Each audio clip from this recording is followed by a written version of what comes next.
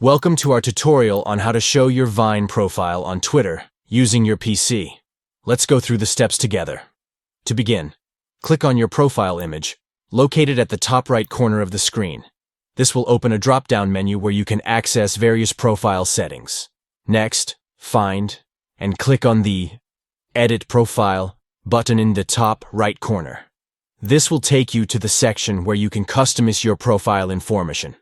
Now, look for the option that says, Show my Vine profile, and check the box next to it to enable the display of your Vine profile on your Twitter account.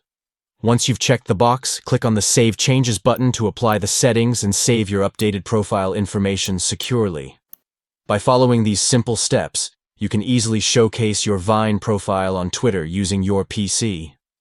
Thank you for watching, and stay tuned for more helpful tutorials on maximizing your social media presence.